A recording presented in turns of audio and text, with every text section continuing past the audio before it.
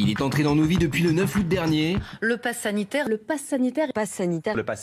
Et oui, le pass sanitaire, ce précieux sésame qui permet désormais aux Français de se rendre au restaurant, au cinéma ou encore de voyager. Moi, je trouve que c'est une mesure liberticide, ce pass sanitaire, disproportionné. Là, franchement, ça va trop loin. Et si ce nouveau passe-droit ne plaît pas à tout le monde, gare aux plus réfractaires, car sa possible utilisation pourrait être prolongée. C'est ce que préconise le gouvernement et qui devrait être présenté au Conseil des ministres le 13 octobre prochain, comme l'a indiqué le porte-parole Gabriel Attal. Ce que nous allons proposer au Parlement, c'est de maintenir pendant plusieurs mois encore, jusqu'à l'été, la possibilité d'y recourir. Une restriction des libertés inconcevable et qui a déjà trop duré pour certains opposants. Alors êtes-vous favorable à la prolongation du pass sanitaire jusqu'à l'été ? Merci à Laurent Alexandre d'être là. Ça va, mon Laurent ? Ouais. Merci d'être là, médecin et essayiste, et Gérard Delépine, docteur. Merci d'être là, Gérard. Alors, êtes-vous favorable à la prolongation du pass sanitaire jusqu'à cet été, s'il vous plaît ? Ah, voilà, alors, je voudrais d'abord qu'on ait... On fera les suceurs après. On va d'abord démarrer par Guillaume Janton. Non, mais si on accepte le pass sanitaire jusqu'à l'été 2022, c'est-à-dire qu'on l'accepte à vie et surtout qu'on accepte de pourrir la vie de tous les Français qui refusent de se faire vacciner ou qui refusent de faire un test PCR qui est désormais payant, je le rappelle. Donc pour moi, ce pass, à part diviser la société, enfreindre le secret médical et mettre des gens au chômage, parce que je rappelle qu'il y a des gens qui ont perdu leur emploi à cause de ce pass sanitaire, il ne sert absolument à rien, d'autant plus qu'il y a une recrudescence de faux passes en ce moment, donc c'est un échec total. Alors moi, j'ai une question qui vient de tomber et qui est vachement importante. C'est, est-ce qu'on aura le droit de voter si on n'a pas le pass sanitaire? Bien sûr que oui. Puisque les élections, ce sera en avril-mai. Moi, je suis sûr que bien sûr que non. Très bonne question. Hein. Non, directement, on veut nous obliger, on veut imposer le vote par correspondance, qui est le meilleur moyen de truquer les élections. C'est ce qui s'est passé. Non, c'est ce qui s'est passé avec Trump. Non, mais attendez, les chéris, on crie pas au complot surtout, mais on peut quand même se poser la question. Mine de rien. Et c'est vrai que il n'est pas prévu qu'il y ait de restrictions au droit de vote et qu'il n'y ait pas. Vous êtes sûr qu'on n'a pas le droit d'aller dans les centres? Il n'est pas possible d'interdire aux gens de voter s'ils n'ont pas le pass sanitaire. Je crois pas. Excuse-moi Laurent, mais je pense que ce sera du vote par correspondance. Il faudrait que tu lises la loi, Laurent. Et puis d'autre part, n'oublie pas qu'on parle de prolongation du pass sanitaire, c'est pas une prolongation du pass sanitaire jusqu'à l'été, c'est la possibilité, s'il y a une recrudescence de l'épidémie, de l'utiliser. Parce que le Parlement, dans les mois qui viennent, Gérard, ne va pas beaucoup se réunir, il y a l'élection présidentielle qui arrive, et donc c'est une mesure préventive, c'est pas du tout une certitude qu'il soit activé jusqu'à l'été prochain. Alors, juste, Laurent, s'il évoque, on sait comment ça se passe. C'est comme quand tu dis à ton fils, peut-être qu'à Noël, tu vas pas partir en vacances parce qu'on va faire autre chose. Tu sais très bien que tu commences à le préparer. Nous, il commence à nous dire, je pense que le pass sanitaire sera jusque... Non, mais il y a des régions comme la Guyane, comme les Antilles, où le taux de vaccination est de 20% et où l'épidémie est grave et où il est possible que le pass sanitaire soit maintenu plus longtemps. Pour ce qui concerne la France métropolitaine, il est vraiment très peu probable qu'il soit maintenu jusqu'à l'été. Il est tout à fait illogique qu'il soit maintenu. Parce que l'épidémie en France actuellement est proche de zéro. Non mais Gérard, tais-toi, tu t'appelles pas Gilles, tais-toi un peu. Ça fait rien, on me donne pas la parole, donc je la prends. C'est ça la démocratie. Non mais Gilles, sois j'ai pas pu parler jusqu'à Gérard. Je m'excuse Gérard, je m'excuse. Alors, donc, bien sûr qu'il va y avoir prolongation, puisque l'état d'urgence sanitaire va être prolongé. Y aura tir au but ? Il n'y a plus d'urgence, mais il y a une loi d'urgence. Laissez-moi finir, mon cher Gérard. Donc, c'est sûr que ça va être prolongé. Et moi, je suis pour, bien sûr. Il faut le prolonger. Il faut même le durcir. Moi, j'ai été meurtri parce que je suis allé récemment dans un restaurant. On ne m'a pas demandé mon passe sanitaire. Je l'ai montré sans qu'on me le demande. Non, mais je suis pour. Il faut durcir. Gérard, il faut durcir et il faut aussi, bien entendu, une 3e dose de vaccin. Ne dites pas Gérard, il faut durcir. C'est les gens qui arrivent et ne disent pas. Si. Non, mais alors Gérard, vous rigolez, il vous fait marrer là. Ah oui, il me fait vraiment marrer parce que les pays qui utilisent le pass sanitaire ont depuis une augmentation des contaminations. Donc je me chiffre, regardez donc les résultats de l'OMS sur l'Autriche. Oui. L'Autriche a instauré un pass sanitaire le 1er juillet. Et il avait à cette époque combien de contaminations par jour? 100. En Autriche. Combien on en a ce matin? 2000. Et ça a monté 10 jours après le pass. Le pass sert à faire croire aux gens qu'ils sont protégés. Donc ils prennent toujours une précaution. Quand vous allez dans votre restaurant, comme l'hôtel passe, vous dites « je suis peinard ». Eh bien c'est là la grave erreur. Ça s'est vu dans plein d'endroits. Je vous donne l'exemple de l'Air Majesté Queen, Elisabeth, porte-avions. Ils s'arrêtent, tous les marins ont été vaccinés. Ils ont tous eu leur 2 doses depuis plus de 3 mois. Donc c'est des gens qui sont tranquilles, ils auraient eu le pass sans problème. Ils s'arrêtent à Chypre, ils repartent et 5 jours plus tard, 100 nouveaux cas de contamination. Combien de morts? pas, parce que des jeunes ne meurent pas. Donc, voyez, attendez, les jeunes ne meurent pas. Combien de cas graves, combien de réa? Mais non, mais vous n'avez pas de cas graves chez les marins jeunes, arrêtez de déconner. Il y a aussi des cas graves chez c'est pas vrai. Sur les marins, les marins sont des gens en bonne santé. Il y a eu des cas où touche à tout. Les marins sont en bonne santé. Oui.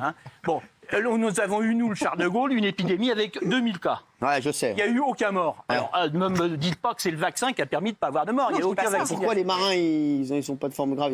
Parce qu'ils sont jeunes. Les morts, c'est les gens de plus de 65 ans. Alors, oui, il y a eu 4 enfants qui sont morts en 2000. Non, mais j'ai eu des formes graves sur des gens plus jeunes. Absolument. Oui, mais il n'y a pas de mort. Oui, alors, le problème, c'est que vous regardez, la prétention que le vaccin protège des formes graves est un mensonge absolu. Regardez ce qui se passe en Israël. Ils sont tous 2, certains 3 doses, et ils se retrouvent en réanimation. C'est faux, j'ai les chiffres d'Israël. Gérard, non, mais vous ne pouvez pas truquer les chiffres, Gérard. Alors là, je suis désolé. S'il vous plaît. Regardez les chiffres avant de rentrer. Alors, Castaldus. Attendez, alors, sur Israël, c'est très simple. Vous dites n'importe quoi, c'est très simple. Ah oui, vous dites n'importe quoi. Vous ne regardez pas souvent les chiffres de l'OMS, cher ami.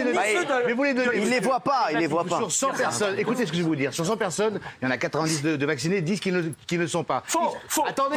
Ils sont pas 90. Ça, c'est le retour de Laurence Boccolini. Et en fait, pourquoi il y a des gens qui sont... Ils sont à 75%. Correct. Je trouve que sur... C'est l'OMS qui le dit. Donc, je peux finir ou pas? Oui. Donc, sur ces 10 non vaccinés, il y en a 4 qui sont effectivement en réa, alors qu'il y en a 1 ou 2 qui sont vaccinés. Donc la proportion est beaucoup plus forte. Vous dites n'importe quoi. Castaldi, vous êtes le maillon faible. Ouais, au revoir. Au revoir. Bon, Non, mais juste, Laurent. Qu'est-ce que vous dites de ça là? Parce que c'est vrai qu'on entend plein de chiffres, on entend plein de choses. Ouais, je dirais, franchement, je dirais ce que j'ai entendu chez toi. Bonsoir.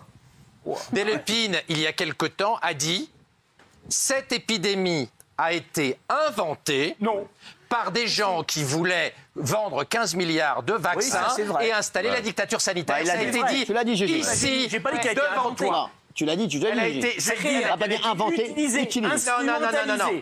Tout le monde peut retourner à l'émission qui est disponible sur YouTube. Et donc, effectivement... Elle est sur YouTube. Dis-moi.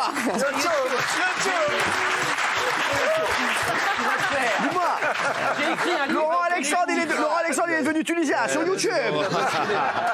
Allez sur YouTube, il y a l'émission sur la Torah d'Israël. Cyril, quand tu penses, comme Gérard Delépine, qu'il y a un grand complot mondial de tous les gouvernements du monde pour inventer la maladie et pour installer une dictature, effectivement, c'est extrêmement étrange. Parce que lisez donc mon livre.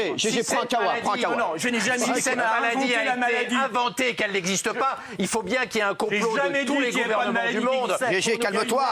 C'est une grippe de l'ordre de la grippe de 50. Tu l'as dit, ça, tu l'as dit. Ça, je l'ai dit. Et donc, je n'ai pas dit que c'était pas une maladie. Non, GG, attends, Laurent, laisse-moi, je vais lui dire. Tu l'as dit, ça, le complot. Tu étais ici, je m'en rappelle. Non, le complot, tu l'as dit, GG. Pas moi, mon Jéjounet.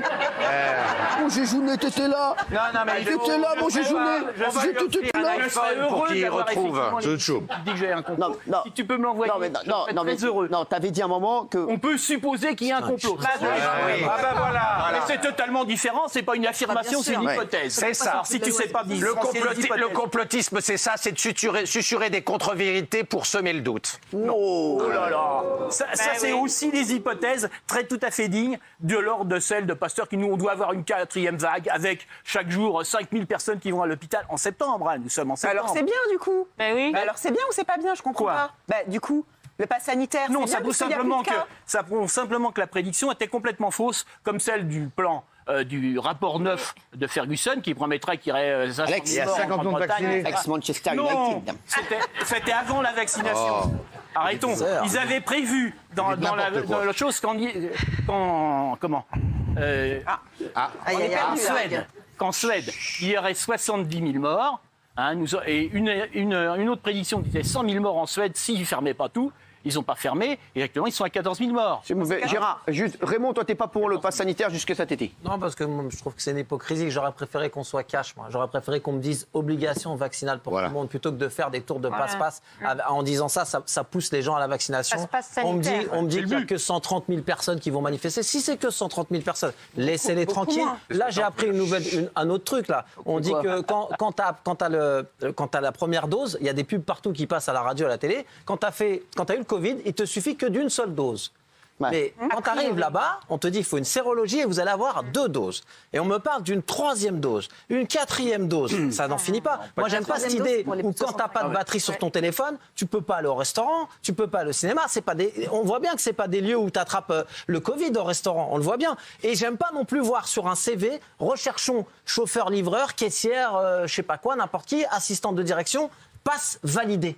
J'aime pas voir ça sur un CV. Quand tu es au chômage, j'aime pas qu'on te dise si t'as pas de passe sanitaire, tu restes chez toi, tu crèves de faim. J'aime pas ce truc-là. Je trouve que le garder jusqu'à octobre, novembre, c'était une bonne chose. La prolonger. Et moi, je le dis comme toi. Je dis que aux élections, il faudra un passe sanitaire. J'en suis persuadé. Non, mais c'est ça, parce que la grande question qu'on se pose, et je vous dis, comment on ressentit, comment les citoyens ont ressenti ça, je vous le dis, je le vois sur les réseaux sociaux, tout le monde s'est dit, ils veulent nous mettre une carotte sur les élections. Voilà, je vous le dis, parce qu'ils se disent, ils veulent prolonger le passe sanitaire jusqu'à l'été. Les élections présidentielles sont en avril et mai. Et donc, ils se disent, peut-être qu'on ne pourra pas aller voter sans passe sanitaire. Laurent Alexandre, je vous fais une confiance pratiquement aveugle. Mais je doute. C'est juridiquement impossible. Je doute qu'on puisse aller dans un endroit, dans un bureau de vote, sans passe sanitaire. Non. Le masque sera obligatoire si l'épidémie continue. Mais il serait inconstitutionnel d'interdire l'entrée du bureau de vote aux gens qui n'ont pas le pass. Je suis persuadé qu'il va y avoir une loi qui va tomber. Je serais heureux que le président l'affirme publiquement. Anticonstitutionnel, là, ce qu'il vient de dire, ça ne veut absolument rien dire. J'aurais jamais pu penser ça. Moi, je suis sûr qu'ils peuvent faire une loi. Ils peuvent faire une loi. Qu'un jour, on te dise, si tu ne vas pas te vacciner, demain, je te fous au chômage, tu dégages, tu rentres chez toi. Ça, c'est inconstitutionnel. Ça se fait pas, ça. Non, mais c'est moi, Laurent, je te jure, j'espère que tu as raison, mais je ne suis pas aussi catégorique que toi. Ce qu'on peut dire, c'est qu'on est quand même en train de sortir de l'épidémie doucement. On va peut-être avoir une petite ressucée, hélas, en octobre-novembre, quand il va faire plus froid. Mais la situation... Quand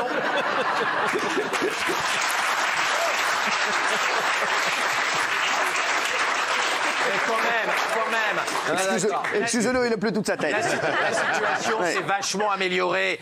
On peut vraiment espérer qu'au moment de l'élection présidentielle, on en sera sorti et que le pass sanitaire ne sera pas réactivé. Il faut être un petit peu... Vous voyez, ça va quand même mieux. Les restos sont ouverts, on va au cinéma. Les restaurants, ils ont 40% de leur clientèle habituelle. S'il vous plaît. Il nous reste 53 secondes. Gérard, arrêtez de psychoter, ça va mieux. Alors Gérard, qu'est-ce que tu as à dire? Tu as 50 secondes, mon bébé. Je dis que, le pass sanitaire n'est effectivement pas efficace dans les pays qui l'ont appliqué. Donc j'ai donné l'Autriche qui a multiplié par 20. Je suis désolé, c'est le chiffre de l'OMS. J'ai donné l'exemple de HMS des marins.